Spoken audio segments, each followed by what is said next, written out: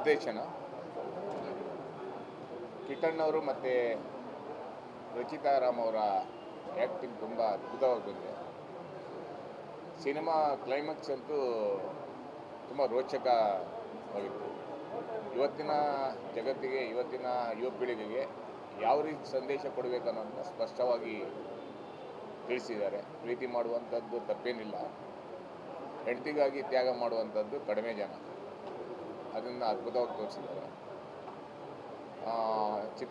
ಛಾಯಾಗ್ರಹಣ ತುಂಬ ಅದ್ಭುತವಾಗಿ ತೋರಿಸಿದ್ದಾರೆ. ಎಲ್ಲ ಕನ್ನಡಿಗರು ನೋಡುವಂಥ ಸಿನಿಮಾ. ಕನ್ನಡ ಚಿತ್ರವನ್ನು ಉಳಿಸಬೇಕಾಗಿರುವಂಥದ್ದು ಇವತ್ತು ನಮ್ಮ ಕೈಯಲ್ಲಿದೆ, ಕನ್ನಡಿಗರ ಕೈಯಲ್ಲಿ. ಎಷ್ಟೊಂದು ಕಷ್ಟಪಟ್ಟು ಬಂಡವಾಳ ಹಾಕಿದ್ದಾರೆ ನಮ್ಮ ಕುಮಾರ್ ಅವರು. ಆ ಸಿನಿಮಾ ಇವತ್ತು ಕನ್ನಡ ಚಿತ್ರರಂಗವನ್ನು ಉಳಿಬೇಕಾದ್ರೆ ನಾವು ಪ್ರತಿಯೊಬ್ಬ ಕನ್ನಡಿಗರು ಕನ್ನಡ ಚಿತ್ರಮಂದಿರಗಳಿಗೆ ಹೋಗಿ ಸಿನಿಮಾವನ್ನು ನೋಡಬೇಕಾಗುತ್ತೆ. ಸಿನಿಮಾ ತೆಗೆಯುವಂಥದ್ದು ಸುಲಭ ಅಲ್ಲ, ಅದು ಹಿಂದ್ಗಡೆ ಬೇಕಾದಷ್ಟು ಕಷ್ಟ ಇದೆ. ಅದು ಒಳ್ಳೆ ಸಿನಿಮಾ ಮಾಡಿದ್ದಾರೆ, ಕನ್ನಡಿಗರು ನೋಡುವಂಥ ಸಿನಿಮಾ. ಎಲ್ಲರೂ ನೋಡಿ ಅಂತ ಮತ್ತೊಮ್ಮೆ ನೋಡಿ, ಈ ಸಿನಿಮಾವನ್ನು ನೋಡಿ ಯಶಸ್ವಿ ಮಾಡಿ. ನಮಸ್ಕಾರ. ಅವರ ನಿರ್ದೇಶನ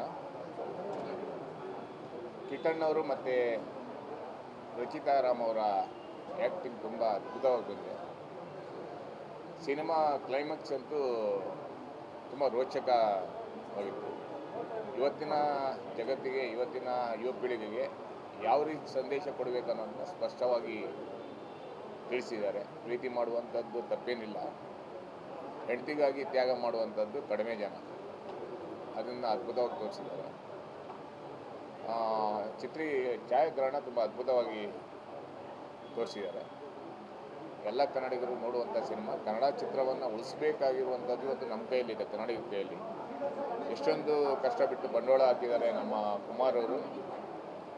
ಆ ಸಿನಿಮಾ ಇವತ್ತು ಕನ್ನಡ ಚಿತ್ರರಂಗವನ್ನು ಉಳಿಬೇಕಾದ್ರೆ ನಾವು ಪ್ರತಿಯೊಬ್ಬ ಕನ್ನಡಿಗರು ಕನ್ನಡ ಚಿತ್ರಮಂದಿರಗಳಿಗೆ ಹೋಗಿ ಸಿನಿಮಾವನ್ನು ನೋಡಬೇಕಾಗುತ್ತೆ. ಸಿನಿಮಾ ತೆಗೆಯುವಂಥದ್ದು ಸುಲಭ ಅಲ್ಲ, ಅದು ಹಿಂದ್ಗಡೆ ಬೇಕಾದಷ್ಟು ಕಷ್ಟ ಇದೆ. ಅದು ಒಳ್ಳೆ ಸಿನಿಮಾ ಮಾಡಿದ್ದಾರೆ, ಕನ್ನಡಿಗರು ನೋಡುವಂಥ ಸಿನಿಮಾ. ಎಲ್ಲರೂ ನೋಡಿ ಅಂತ ಮತ್ತೊಮ್ಮೆ ನೋಡಿ, ಈ ಸಿನಿಮಾವನ್ನು ನೋಡಿ ಯಶಸ್ವಿ ಮಾಡಿ. ನಮಸ್ಕಾರ.